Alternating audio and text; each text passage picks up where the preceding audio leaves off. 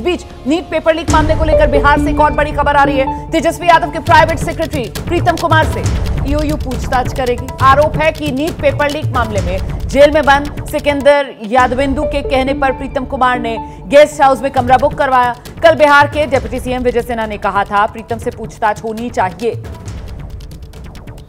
सीधे आपको लेकर चलते हैं, हमारे साथ हमारे सहयोगी प्रकाश कुमार इस वक्त मौजूद हैं। प्रकाश, जानकारी मिल रही है ईओयू ने कब तलब किया प्रीतम कुमार को और वो क्या सवालों की फहरिस्त है जो ईओयू ने प्रीतम कुमार के लिए तैयार की हुई है? प्रकाश कुमार। जी बिल्कुल रोमाना, मैं आपका सवाल सुन रहा था अभिषेक उपाध्याय से। दरअसल शिक्षा विभाग जो है वो ये चाहता है, केंद्रीय शिक्षा विभाग, कि कोई पुख्ता आधार मिले जिस आधार पर आगे की कोई कार्रवाई की जाए। इसीलिए ईओयू को इन्वॉल्व किया गया है, क्योंकि यहाँ की जो ईओयू है वो जांच कर रही है प्रश्न पत्र लीक मामले की नीट के। तो ऐसे में उनके पास जो साक्ष्य मिले हैं, जो सबूत मिले हैं, जो पुख्ता सबूत बताया जा रहा है, दावा किया जा रहा है, तो वो क्या आधार बन सकता है। तो उसी में एक ये भी कड़ी है, जो पीएस है तेजस्वी यादव के प्रीतम कुमार, जो बिहार प्रशासनिक सेवा के हैं, उनसे पूछताछ की जानी है। उनसे पूछताछ करने का मकसद ये है कि जो सिकंदर यादवेंदु जो करीबी थे, जिनके फ़ोन कॉल पर उनको एनएच के गेस्ट हाउस में रुकाया गया था, उस रुकवाने के पीछे क्या मकसद हो सकता है। कहीं प्रश्न पत्र लीक के मामले में प्रीतम का भी तो इन्वॉल्वमेंट नहीं है, तो वो कभी भी पूछताछ हो सकती है, क्योंकि जो पूरी टीम है वो दिल्ली तलब है और दिल्ली में ईओयू की टीम वहाँ पर कैंप कर रही है। वहाँ के एडीजी कल से ही वहाँ पर हैं, बैठे हुए हैं और उनकी बातचीत हो रही है एनटीए के लोगों से। तो ऐसे में जब वहां से जैसे ही वापस आएंगे वैसे ही प्रीतम पर भी शिकंजा कसेगा। जानकारी के लिए तो मतलब वो ईओयू वाली टीम अभी दिल्ली आई हुई है, कल से दिल्ली आई हुई है, और जब कल मतलब दिल्ली से जब वापस पटना जाएंगे उसके बाद जो तेजस्वी यादव के पीएस हैं, जिनको लेकर प्रेस कॉन्फ्रेंस कल ही कर दी थी बिहार के डिप्टी सीएम विजय सिन्हा ने, तब उनको बुलाया जाएगा और उनसे सवाल जवाब होगा। इस बीच अब वो सवाल जिस पर अब हम चर्चा करने जा रहे हैं, नीट पर जिस तरीके का हंगामा और जिस तरीके का घमासान मचा हुआ है, घिर गई सरकार, पेपर रद्द के लिए क्यों नहीं तैयार, ये सबसे महत्वपूर्ण सवाल है। ये मुद्दा जो है वो सीधे सीधे पेपर रद्द किया जाए अभय जी, और साथ ही एनटीए उसमें सुधार लाया जाए, इसी को समाधान के तौर पर देखा जा रहा है। तो इसमें इतनी हिचकिचाहट क्यों लगती है आपको? देखिए, ये सरकार, ये पूरा प्रकरण बताता है कि मोदी सरकार शुरू में ही अपने गठन के तुरंत बाद एक तरह के गवर्नेंस डेफिसिट की शिकार हो गई है जी। और इसके और भी पहलू हैं, जैसे कि मान लीजिए मणिपुर की आग बुझ नहीं रही है, कश्मीर में आतंकवाद फिर से भड़क रहा है, वो अमित शाह उसका हल नहीं खोज पा रहे हैं, उनसे कोई पूछताछ भी नहीं हो रही है। अश्विनी वैष्णव जो है वो रेल सुरक्षा दे पाने में नाकाम है। हमारे शिक्षा मंत्री जो 2021 से शिक्षा मंत्री बने हुए हैं और मोदी 10 साल से इस सरकार का नेतृत्व कर रहे हैं, लेकिन जो पेपर लीक का जो घोटाला है, उस घोटाले को रोक पाने में, उसकी कोई योजना बनाने में असमर्थ हैं। केवल नीट का ही सवाल नहीं है, लगभग सभी जितनी भी परीक्षाएं होती हैं, सारी परीक्षाएं कहीं ना कहीं संदिग्ध होती हैं। कभी भांडा फूटता है और कभी भांडा नहीं फूटने से बच जाता है। मेरे ख्याल से राजनीति से ऊपर उठकर उसको देखने की जरूरत है, क्योंकि आप देखिए जिस समय राजस्थान में कांग्रेस की सरकार थी, उस समय क्या वहां से खबरें नहीं आती थी पेपर लीक होने की? ये एक तरीके से सिस्टम का फेलियर है। और फिलहाल यहाँ पर जो समय लिया जा रहा है, आपको लगता है कि ये समय जानबूझकर लिया जा रहा है ताकि वो त्रुटियां दूर की जाए और पेपर जब दोबारा रीटेस्ट करवाया जाए तो उसमें इस तरीके की खामी ना हो नीट के मामले में? रोमाना जी देखिए, सबसे पहली बात तो ये समझिए कि माननीय शिक्षा मंत्री जी ने इसकी नैतिक जिम्मेवारी खुद ही ली है। हाँ। और उन्होंने कहा कि इसकी पूरी जांच कराई जाएगी। अगर केंद्रीय मंत्री इसकी नैतिक जिम्मेवारी ले रहे हैं तो हमें उनके बातों पर यकीन रखना चाहिए, थोड़ी संवेदना भी बरतनी चाहिए और थोड़ा समय भी देना चाहिए। जहाँ तक सवाल लीक होने का है, पेपरों के लीक होने का है, तो ये कोई नई घटना नहीं हो। याद रखिए कि एनटीए की स्थापना ही इसलिए की गई थी ताकि जो तमाम तरह के विश्वविद्यालय हैं या तमाम तरह की संस्थाएं हैं, वो अनगिनत अपने अपने तौर पर परीक्षाएं जो तय करते थे या वो उसको संचालन करते थे, वो एक जगह से सुदृढ़ हो, सुव्यवस्थित हो और सुसंगठित हो। लेकिन समस्या ये भी है कि इन संस्थाओं को बना देने से क्या समस्याओं का निराकरण हो जाएगा, या इन संस्थाओं में कार्यरत जो लोग हैं उनके कंपीटेंस का भी उसमें ख्याल रखना चाहिए। मुझे लगता है कि अगर आप देखें तो संस्था तो बन गई, लेकिन जो उसका कार्यकरण है, जो उसकी प्रक्रिया है, वो पुरानी की पुरानी है। उन्हीं स्कूलों में, उन्हीं ऑब्जर्वर से, उन्हीं इन्विजिलेटर से, उन्हीं परीक्षा कोऑर्डिनेटर से, उसी प्रकार के प्रायोजित और उस प्रकार के जो पॉलिटिकली कनेक्टेड लोग हैं जिनकी नियुक्ति होती है।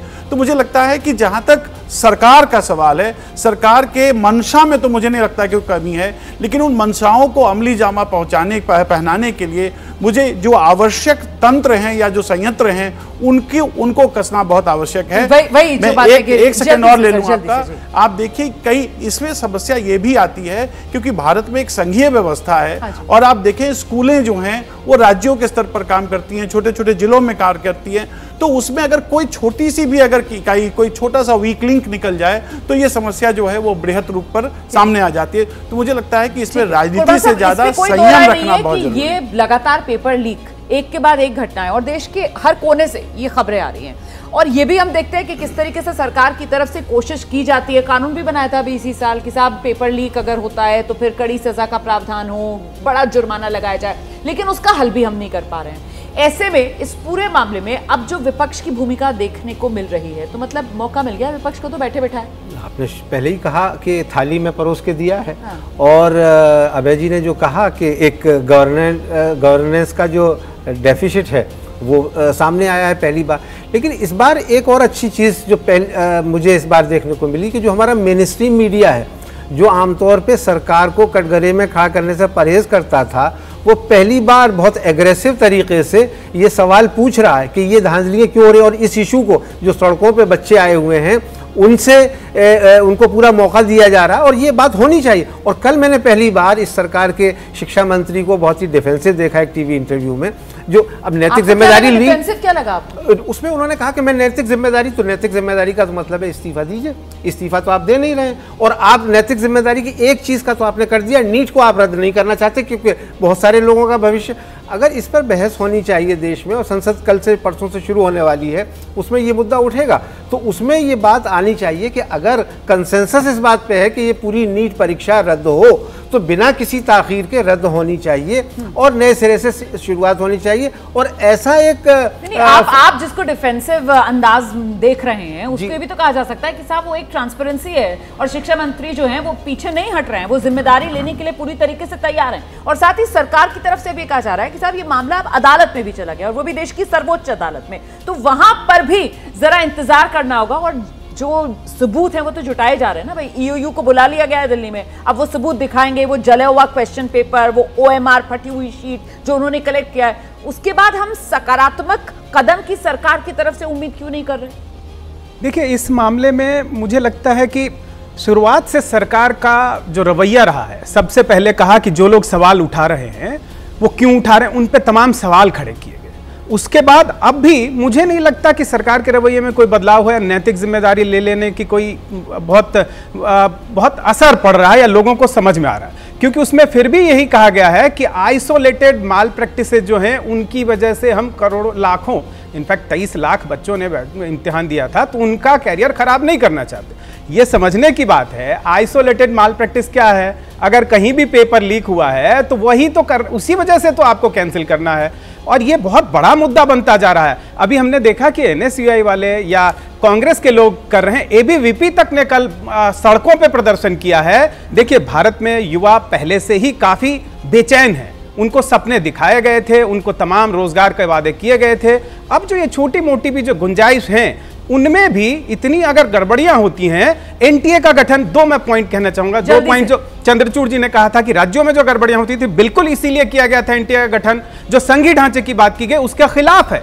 तमाम डीएमके जैसी पार्टियों ने और दक्षिण के राज्यों ने विरोध किया था कि ये एनटीए जैसी एजेंसी नहीं होनी चाहिए क्योंकि हमारे राज्यों में अधिक है मेडिकल कॉलेज। तो आपके ये जो दखलंदाजी कही गई थी उसके बावजूद आप सामान्य सी परीक्षा नहीं करवा पाते, तमाम परीक्षाएं दे दी गई, चाहे वो इंजीनियरिंग की हो, मेडिकल की हो और जितनी केंद्रीय जो वजीफे दिए जाते हैं उन सब की परीक्षाएं एनटीए ले रही है। उसके बावजूद इतनी बड़ी गड़बड़ियां होती हैं तो ये तो 7 साल के दौरान इतना सा भी नहीं कर पाए, तो फिर किया क्यों गया, एनटीए लाया क्यों गया, ये बहुत बड़ा सवाल। फिलहाल आज जो प्रदर्शन हो रहा है, जो कांग्रेस सड़कों पर उतरी हुई है और अभी जो सबसे ज्यादा रोष है अभय जी वो नीट के पेपर को लेकर है। और यहाँ पर जिस तरीके से अभी खुद ही मुकेश जी ने बोला ना कि साहब सरकार की तरफ से कहा गया कि साहब आइसोलेटेड ये मामले हो सकते हैं, तो बहुत मुमकिन है सर ऐसा संभव आपको लगता है कि साहब जोनल या रीजन वाइज कोई फैसला सरकार ले या फिर नहीं एक ब्लैंकेट फैसला ही लेना यहाँ पर सरकार को पड़ेगा कि या तो पूरे के पूरे देश में परीक्षा रद्द या फिर कुछ जोनल पॉकेट्स फैक्ट्स जहां से ये अनियमितताएं सामने निकल कर आ रही हैं, जहां से सबूत सामने आए। देखिए, जिस तरीके से दबाव बन रहा है, सरकार को जल्दी जल्दी फैसला लेना पड़ेगा, और दबाव क्यों बन रहा है इस पर भी थोड़ा सा प्रकाश डालना जरूरी है। इसमें एक साइलेंट पार्टी भी है, एक खामोश पार्टी भी है, वो राष्ट्रीय स्वयंसेवक संघ।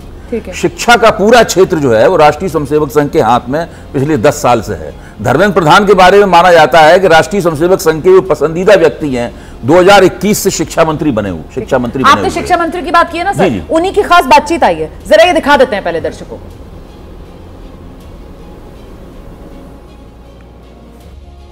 हमारे साथ बात करने के लिए देश के शिक्षा मंत्री धर्मेंद्र प्रधान जी। धर्मेंद्र जी, पहले नीट और फिर यूजीसी नेट का एग्जाम, आपको लगता नहीं कि देश के लाखों बच्चे जो सालों तैयारी करते हैं, महीनों तैयारी करते हैं, और उसके बाद एग्जाम के बाद इस तरह की परिस्थितियां उत्पन्न होती हैं, तो उनका विश्वास थोड़ा सा डगमगाया है?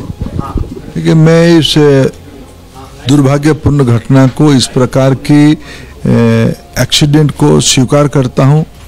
मैं भी उसके लिए जिम्मेवार हूं, क्योंकि मैं शिक्षा विभाग की दायित्व में हूं। 2 अलग अलग विषय, नीट और नेट यूजीसी। नेट यूजीसी में हमको जब भी प्रमाण मिला, जब भी सूचना मिली, कल दिन को 3 बजे सूचना हमको मिली, हमने 2-4 घंटे में उसके ऊपर एक निर्णय कर लिया। नीट की 2 प्रकार की विषय था, एक ग्रेस मार्क की इशू था, उसको भी कोर्ट की आदेश के हिसाब से समाधान कर लिया गया। एक पर्टिकुलर जगह की कुछ विसंगति ध्यान में आई है, उसको भी, उसकी समस्या की अंत तक हम लोग पहुंच गए हैं। बिहार पुलिस ने डे 1 से उस पर कार्रवाई शुरू किया है। उसको भारत सरकार के अधिकारी और बिहार की अधिकारी मिलके जल्द ही उसमें एक लॉजिकल एंड तक पहुंचेंगे। जब यूजीसी नेट के साथ आपको जब गड़बड़ी की जानकारी मिली, आप उसे कैंसिल कर सकते हैं, तो फिर नीट की परीक्षा में गड़बड़ी की आशंका या गड़बड़ी की बातें सामने आई, तो आप उसके साथ वही ट्रीटमेंट क्यों नहीं कर सकते? देखिए, मैं फिर कहूंगा, जो तथ्य सामने आई है, नीट और नेट यूजीसी में एक मूलभूत अंतर है। ये इलेक्ट्रॉनिक्स टेलीग्राम के माध्यम से इसके पूरा क्वेश्चन आ गया था। नीट के मामले में मूल विषय था ग्रेस मार्क, एक प्रोसीजरल एनोमलीज था, मूल विषय था। देखिए, लाखों विद्यार्थी, मेधावी विद्यार्थी एक मेरिट लिस्ट में आए हैं। ग्रामीण पृष्ठभूमि के आए हैं, गरीब घर के बच्चे आए हैं, मध्यवर्गीय घर के बच्चे आए हैं, छोटे शहर के बच्चे आए हैं। इन सारे बच्चों के भविष्य को ऐसे ही तो अनदेखा नहीं किया जा सकता है ना। उनकी भी तो दायित्व सरकार के साथ है, उनकी भी तो चिंता हमें है, और चीजों को, कोई भी चीजों को एक लॉजिकल एंड तक लेने में थोड़ा समय लगता है। इसमें नीट और नेट के एक मूलभूत अंतर है। सर, आपको क्या लगता है कहीं से भी अब तक कोई ऐसा इनपुट मिला है कि इस पूरे मसले पर एनटीए की भी कहीं कोई गलती है और एनटीए के कुछ लोग भी इसमें इन्वॉल्व हैं? देखिए, मैं सारा विषय को, एक इंटरनल इंक्वायरी चल भी रहा है, और मैं आपको आश्वस्त करता हूं, एनटीए को सुधारा जाएगा। सरकार एक रिफॉर्म कमेटी की भी योजना बना रही है। एनटीए की स्ट्रक्चर से लेके उनकी डाटा एनालिसिस तक की प्रक्रिया को एक नया रिकमेंडेशंस के साथ उनके सामने रखा जाएगा। तो देश के शिक्षा मंत्री को आप सुन रहे थे। धर्मेंद्र प्रधान कह रहे हैं कि साहब वो जिम्मेदारी लेने के लिए तैयार हैं। साथ ही वो ये भी कह रहे हैं कि एनटीए में सुधार जरूरी है और ये सुधार किया जाएगा, और कोई भी दोषी हो उसे बख्शा नहीं जाएगा। जैसे ही घड़ी का काटा दोपहर 2:30 पे आए, बबीता जी का दिल सास बहू साजिश के लिए मचल जाए। और ये है इनकी बहू, पूरे दिन ऑफिस की टेंशन हो जाए गॉन जब ये करें अपना फेवरेट शो फ्री टाइम पे ऑन। इनकी तरह आप भी देखिए अपना फेवरेट शो अपने टाइम पर, और डाउनलोड कीजिए एबीपी लाइव ऐप अपने स्मार्ट टीवी पर।